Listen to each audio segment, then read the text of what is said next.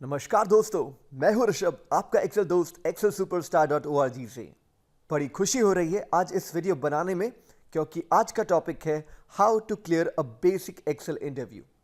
दोस्तों, आपको मालूम है कि जब मैं बेसिक कहता हूं तो वो बेसिक भी नहीं, आपको इंटरमीडिएट लेवल तक भी लेके जाता है। तो आइए देखते हैं कि आज के इस वीडियो में हम किस तरह का डेटा लेंगे और क्या क्या टॉपिक्स कवर करेंगे। दोस्तों, ये वीडियो थोड़ा लंबा होने वाला है, लेकिन आपकी पूरी मदद करेगा एक इंटरव्यू को अच्छे से क्लियर करने में।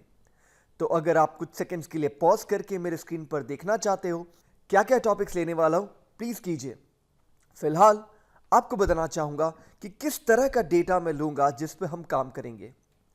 थोड़ा अपनी स्क्रीन को मैग्नीफाई करते हुए मैं आपको लेके जाता हूं हमारे डेटा के हेडिंग्स की तरफ। मेरे पास एक साल का सेल्स डेटा है, करीब करीब 50 line. Of course real life में इससे भी बहुत ज़्यादा डेटा मिलेगा आपको, लेकिन ये एग्जाम्पल के लिए काफ़ी है। यहाँ पर मेरे पास क्लाइंट के आईडी है, क्लाइंट के नाम है और उनका सर्विस रिक्वेस्ट आईडी भी नाम के आगे जुड़ा है। कौन से सिटी में उनकी ऑफिस है, उनको जब हमने बिल रेज किया है तो उसके अंदर जीएसटी मिलाकर अमाउंट कितना आता है। इसके अलावा उनकी पेमेंट कब आ गई है, हो सकता है 2 दिन के अंदर, हो सकता है 3 महीने बाद। तो मैंने इस पूरे डेटा से कुछ कुछ चीज़ें बाहर निकाली हैं ताकि आपको बड़े आसानी से उनके कॉन्सेप्ट के बारे में बता सकूं। तो पहला कॉन्सेप्ट जो मैं लेने जा रहा हूं वो है मैथ्स रिलेटेड, यानी कि डेट कैलकुलेशंस। देखते हैं क्या है वो सवाल। ऋषभ, सेल्स का डेट था 5 जनवरी, मुझे पेमेंट मिली 6 जनवरी को, यानी कि एक दिन बाद। नॉर्मली अगर आप 6 माइनस 5 जनवरी करते हो तो आपको एक दिन ज़रूर मिलता है। लेकिन मेरा सवाल आपसे ये है कि अगर इस फॉर्मूला को मुझे कॉपी पेस्ट करना है तो मेरे स्क्रीन पर ये बड़ा सा नंबर क्यों आ रहा है। जब मैं इस फॉर्मूला पे डबल क्लिक करता हूं, देखिए ब्लैंक है, इसके कारण 0 माइनस 31 जैन का आंसर दे दिया गया है। ऑफकोर्स ये गलत है, तो इसे कैसे ठीक किया जाए। मैं इस पूरे फॉर्मूला को डिलीट करता हूं, इसके साथ ही मैं एक इफ फॉर्मूला लिखता हूं। इफ बहुत ही सिंपल फॉर्मूला है जिसमें सबसे पहले सवाल पूछना है आपको। सवाल ऐसा हो जिसका आंसर हां या ना में हो, जैसे कि क्या आप खाओगे, उसका आंसर हां या ना में हो सकता है। लेकिन अगर मैं आपसे पूछता हूं क्या खाओगे, तो उसका आंसर हां या ना में नहीं हो सकता है। तो मैं एक सवाल पूछने जा रहा हूं। वो सवाल ये है कि क्या इस सेल में कोई वैल्यू है, क्या ये सेल ब्लैंक है।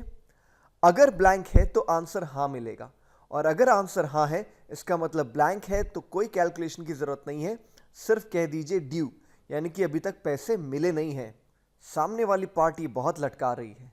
लेकिन अगर ये ब्लैंक नहीं है तो हम जरूर 6 माइनस 5 जनवरी वाला फॉर्मूला लिखेंगे और प्रेस करेंगे एंटर।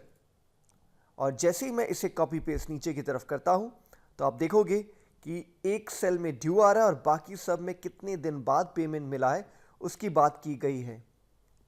तो इस फॉर्मूला को पॉज कीजिए, एक बात समझने की कोशिश कीजिए। सबसे पहला ऐसा सवाल पूछा गया है जिसका आंसर हां या ना में है, ट्रू या फॉल्स। अगर ट्रू है तो ड्यू, यानी कि सेल ब्लैंक है, मुझे पेमेंट मिली नहीं है। लेकिन अगर फॉल्स है यानी कि ब्लैंक नहीं है, इसका मतलब दोनों डेट्स के बीच का फासला कितना है ये मुझे आप बताइए। तो दोस्तों, एक ही फॉर्मूला में आपने इफ इज ब्लैंक और डेट कैलकुलेशन सीखा है। इसके बाद ही आप इसे पूरा नीचे की तरफ ड्रैग करते हुए लास्ट तक अगर लेके जाएंगे, आपको आंसर मिलेगा। वाओ, देख रहे हो। फ्यूचर में कभी आपका मन करे एक फिल्टर लगाने का, तो जरूर इस पूरे डेटा को सिलेक्ट कीजिए कंट्रोल ए के द्वारा, और फिर डेटा के अंदर फिल्टर, और फिल्टर से आपको पता चलेगा वो कौन से पार्टीज हैं जिन्होंने पेमेंट आपको अभी तक नहीं दिए हैं, यानी कि ड्यू। दोस्तों, मैं चाहता हूं कि जब आप ये वीडियोस देखो, जब भी कंप्यूटर के पास हो, ये सारी टेक्निक इस बड़े डेटा के साथ अप्लाई कीजिए ताकि आपको इसके प्रैक्टिस का फ़ायदा मिले, इसके कॉन्सेप्ट्स एकदम क्लियर हो जाए आपके सामने, और एक जो चीज़ आप सीख रहे हो हमेशा आपके साथ लाइव भर रहेगा। तो एजेंडा में जाता हूं और देखता हूं हमने क्या क्या डिस्कस किया है। हमने डिस्कस किया है डेट कैलकुलेशन में बेसिक्स, हमने डिस्कस किया है बहुत ही बेसिक फिल्टर, इसके साथ ही हमने इफ फॉर्मूला का भी इस्तेमाल किया है। आइए आगे बढ़ते हैं अगले पॉइंट की तरफ। दोस्तों, अगर आपके पास एक कॉलम है जिसके अमाउंट में जीएसटी पहले से ही घुसा है, तो मुझे दो टाइप के आइटम चाहिए, यानी कि बेस अमाउंट और जीएसटी कितना लगा है। तो ये कैलकुलेशन आपको बहुत बार करने पड़ेंगे, तो देखते हैं कैसे किया जाए।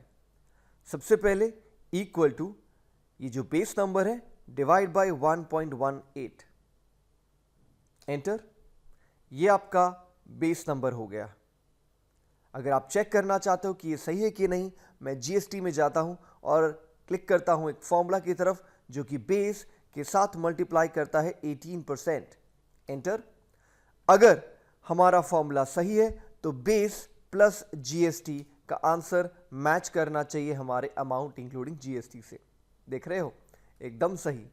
यानी कि ये फॉर्मूला एक बार खुद स्टडी करते हैं।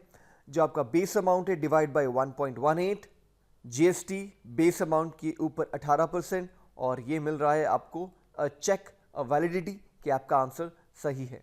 इसके अलावा आप क्या कर सकते हो, दोनों फॉर्मूला को चूज करते हुए डबल क्लिक और ये सारे आंसर्स आपके पास।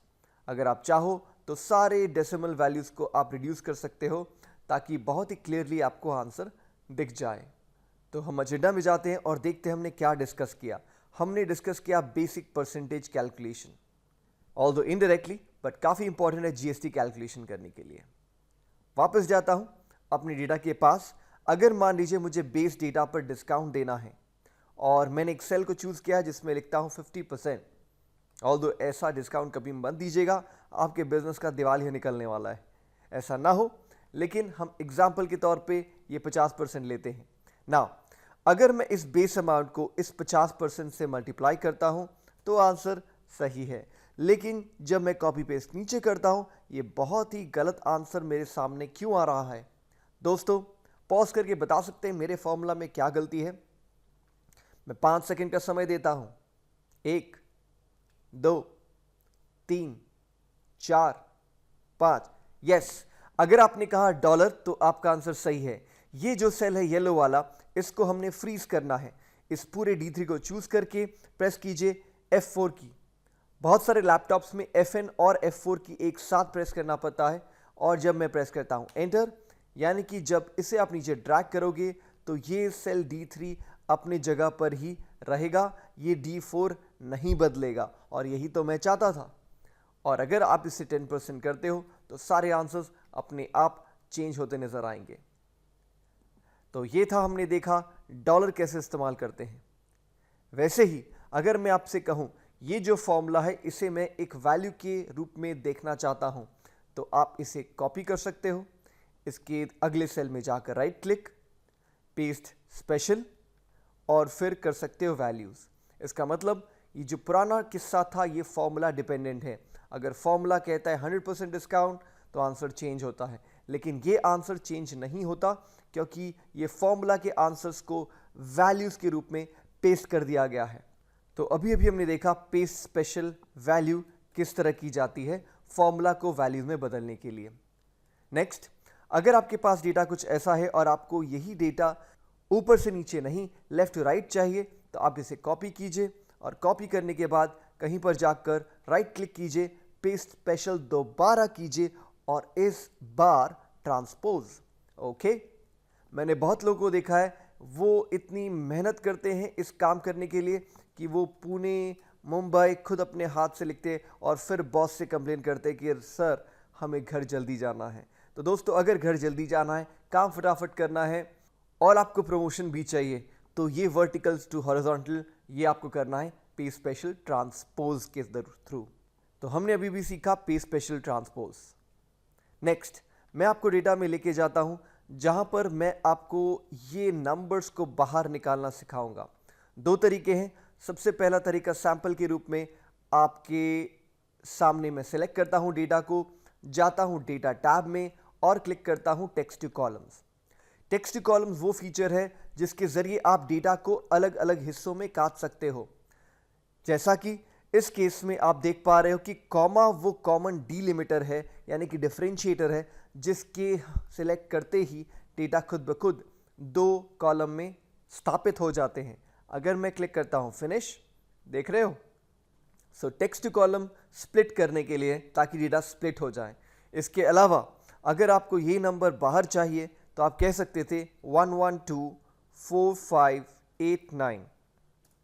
अगर आप 2013 या 16 वर्जन का इस्तेमाल कर रहे हो एक्सेल में तो कंट्रोल ई प्रेस कर सकते हो, और देख रहे हो सारे आंसर्स कितने फटाक से आपकी स्क्रीन के सामने, राइट। तो फ्लैश फिल मैंने इस्तेमाल किया है, ये है 2013 का नया फीचर जिसका शॉर्टकट की है कंट्रोल ई। कंट्रोल ई का मतलब है कि आप एक दो सैंपल्स दिखाएं और सैंपल के हिसाब से वो अपने आप आंसर निकाल देगा। तो बहुत बार टेक्स्ट कॉलम की जगह पर हम फ्लैश फिल भी यूज़ कर सकते हैं। बहुत ही अच्छा आइडिया है आपके डेटा को एक सैंपल के थ्रू आंसर दिखाने का और फिर आंसर निकालने का। तो इस बार हमने देखा कि आपको बोनस ट्रिक के हिसाब से किस तरह फ्लैश फिल के थ्रू कंट्रोल ई प्रेस करें, टेक्स्ट कॉलम से डेटा को स्प्लिट करें, और इनके ऊपर काफ़ी सारे वीडियोस मैंने बनाए हैं एक्सेल सुपरस्टार की यूट्यूब चैनल पर, उनको ज़रूर देखें अगर आपको इन डेप्थ जानना है। लेकिन दोस्तों, आज के वीडियो का विषय ये है कि किस तरह फटाफट ये सारे टॉपिक रिवाइज करें और अपने इंटरव्यू के लिए तैयार हो जाएं। तो आगे बढ़ते हैं। इस बार मैं अगली शीट में जाता हूं। आप मुझे बताएं कि कौन से क्लाइंट्स हैं जिनका आईडी मैंने दिया है। तो मुझे इनके नाम चाहिए, तो आपको इस्तेमाल करना पड़ेगा VLOOKUP। यानी कि VLOOKUP वो फंक्शन है जो एक आईडी की तरफ देखता है। CID के पास जैसा एक क्लू मिल गया हो, वैसे ये क्लू आपके पास है। ये क्लू को चूज करने के बाद मैं जाता हूं टेबल अरे में, यानी कि वो रॉ डेटा शीट जहां क्लाइंट आईडी पहले कॉलम में सिलेक्ट होने चाहिए दोस्तों। तो जैसे ही मैंने सिलेक्ट किया, shift control right, shift control down, आप देख रहे हो फॉर्मूला खुद ब खुद ऊपर बनता नजर आ रहा है।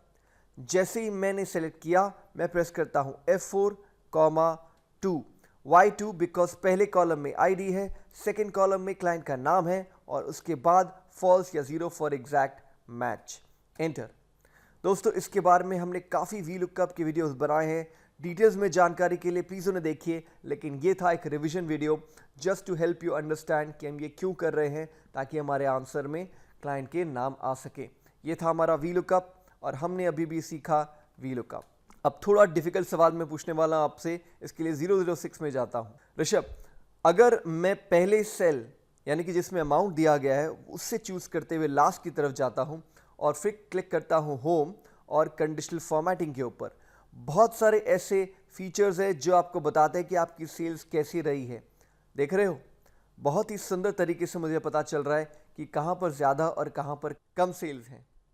इसके अलावा कलर स्केल्स भी आपको मिलता है, लेकिन पुराने वाले को पहले हटाते हैं, यानी कि clear rules from the entire sheet, और उसके बाद वापस जाते हैं। आप देखोगे जैसे ये हवर कर रहे हो, अलग अलग तरह के कलर्स आ रहे हैं, वो उनकी इंटेंसिटी बता रहे हैं। इसके अलावा आपके पास ये एरोज भी हैं और ये कलर इंडिकेटर भी है टू टेल यू कि सेल ज़्यादा है या कम है।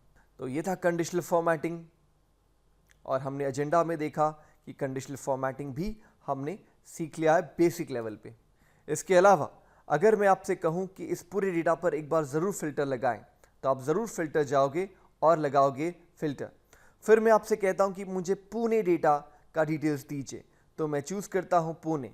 लेकिन इसके बाद अगर मैं आपसे पूछता हूं कि पुणे का सारा टोटल दीजिए, तो कृपया करके लाइफ में कभी भी सम फॉर्मूला का इस्तेमाल ना करें। आप अगर करते हो तो आप बहुत ही मुसीबत में फंसोगे, क्योंकि आपका आंसर होगा गलत। आप देख पा रहे हो 26 लाख का डेटा हो ही नहीं सकता। ये ऐसा इसलिए हो रहा है क्योंकि सम फॉर्मूला फिल्टर के लिए बना ही नहीं है। सम फॉर्मूला देखी और अनदेखी रोज जो फिल्टर के अंदर दबे हैं सबका टोटल करता है। तो ऋषभ, आपके हिसाब से क्या करना चाहिए? मेरे हिसाब से आपको होम टैब में जाकर और फिर ऑटो सम का बटन दबाना चाहिए। ये अपने आप खुद ब खुद आपको सब टोटल फंक्शन का फॉर्मूला देगा और ये सही आंसर देगा, बिकॉज सब टोटल सिर्फ विजिबल सेल्स के नंबर्स को चूज करते हैं और टोटल कर देते हैं। ये 9 एक डिजिट है जिसका मतलब है सम। अगर इसे आप हटा देते हो तो पूरी लिस्ट मिलती है जहां पे हर एक नंबर एक कैलकुलेशन को अंजाम दे रहा है। अगर आप 1 लिखते हो, 1 का मतलब है एवरेज सेल्स इन पुणे। तो बहुत ही बढ़िया, हमने अभी अभी देखा कि फ़िल्टर डेटा के साथ हमेशा सब टोटल ही लगाना चाहिए। इसके अलावा अगर मैं फ़िल्टर हटा देता हूँ, वापस फ़िल्टर बटन पर क्लिक करते हुए मैं इसका एनालिसिस करना चाहता हूँ, और इससे पहले कि मैं अपना सर खुजाऊँ और सोचूं कैसे करूँ, सबसे पहले डेटा को चूज़ करता हूँ, उसके बाद जाता हूँ इंसर्ट और उसके बाद जाता हूँ पिवट टेबल पर। ओके दोस्तों, पिवट टेबल के ऊपर हमने काफ़ी अच्छे वीडियो बनाए हैं, लेकिन ये है एक सिर्फ रीकैप सेशन, तो थोड़ा फास्ट जाऊँगा ताकि आप अपने इंटरव्यू के दिन अगर इसे कुछ ही मिनटों में रिवाइज कर सके तो बहुत ही फ्रेश रहेगा आपके माइंड में। यहाँ पे मैं डिस्प्ले के अंदर जाकर एक ऑप्शन को ऑन करता हूँ, ये पूरा पिवट टेबल का नज़ारा ही बदल गया है। आपको याद होगा अगर आपने पुराने वीडियोस देखे हैं कि ये है मैथ्स का एरिया, यहाँ सम, मैक्स, मिन, एवरेज, परसेंटेज सब कैलकुलेट होते हैं। तो फिलहाल मैं सेल्स डेट को रो फील्ड में रखता हूँ, राइट क्लिक करता हूँ डेट पर और कर सकता हूँ ग्रुप। ये टेक्निक बहुत ही अच्छी है क्योंकि जीएसटी, टीडीएस रिलेटेड डेटा में आप इनको बाइफरकेट कर सकते हो जैन से दिसंबर में। इसके अलावा अमाउंट को रख सकते हो मैथ्स एरिया में, आपको बता रहा है कि सेल्स का पैटर्न कैसा रहा है। अगर आपको एक चार्ट बनाना है तो बहुत ही अच्छा, प्रेस कर सकते हैं इसी डेटा पर F11। तो आप देख पा रहे हो ये है आपका सेल्स का डेटा पैटर्न। वापस पिवट टेबल में जाता हूं।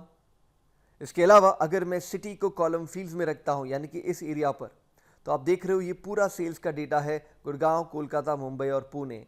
और देखा जा रहा है कुछ कुछ महीनों में पुणे में सेल्स नहीं हुए हैं।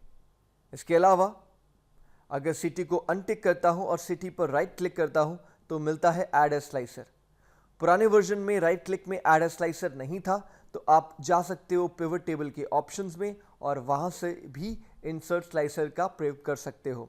इसका फ़ायदा ये होता है कि जब आप क्लिक करते हो गुड़गांव पर तो गुड़गांव का ही डेटा दिखेगा, वैसे ही कोलकाता, मुंबई या पुणे। बहुत ही उम्दा है, बहुत ही अच्छी रिपोर्ट है। अगर आप पिवट टेबल और स्लाइसर को मिक्स करके एक समरी बनाते हो, एनीबडी, कोई भी इससे सिर्फ क्लिक करके इसके पैटर्न के बारे में जान सकता है। तो ये था पिवट टेबल का बहुत ही बेसिक सा डिस्कशन। आपने देखा, जानकारी और डिटेल चाहिए तो हमारे पिवट टेबल के वीडियो को देखिए।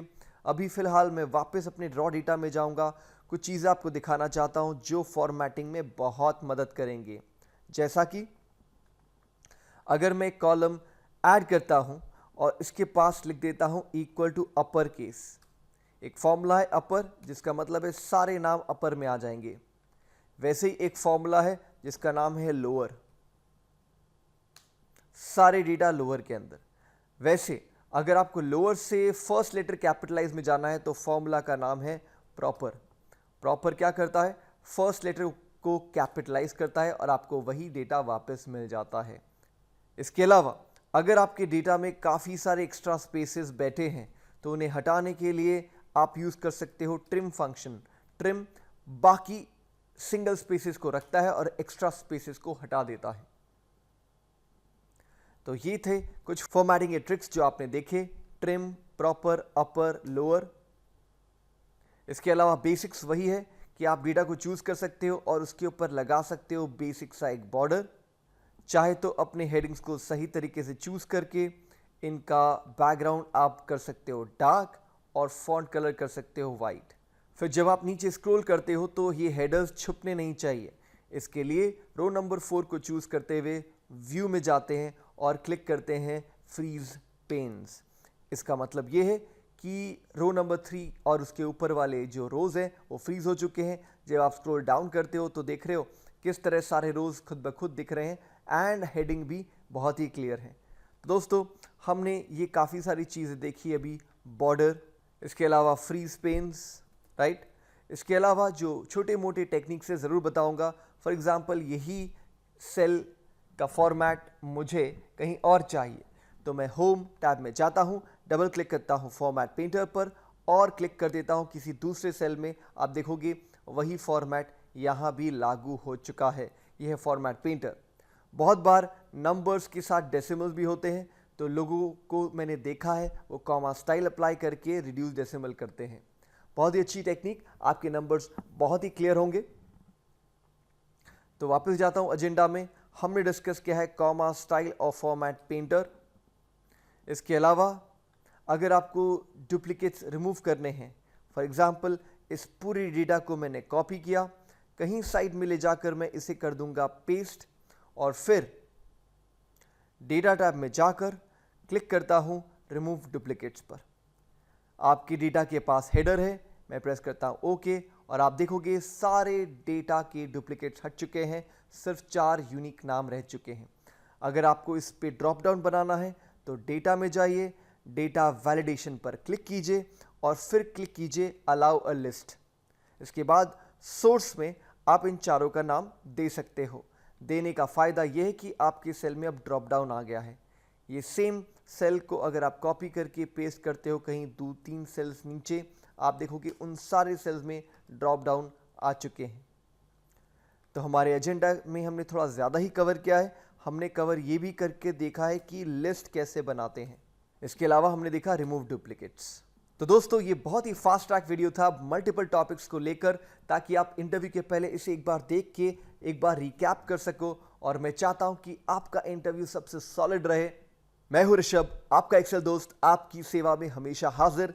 अगर आप चाहते हैं कि मैं एडवांस्ड एक्सेल इंटरव्यू के बारे में और वीडियोस बनाऊं तो प्लीज़ कमेंट कीजिए, फीडबैक अपने शेयर कीजिए, सजेशन दीजिए और ज़रूर हमारे चैनल को सब्सक्राइब करके बाकी फ्रेंड्स से भी सब्सक्राइब करवाएं। अगले वीडियो की तैयारी में और आपके सुझाव की प्रतीक्षा में मैं ऋषभ आज्ञा लेता हूं आपसे।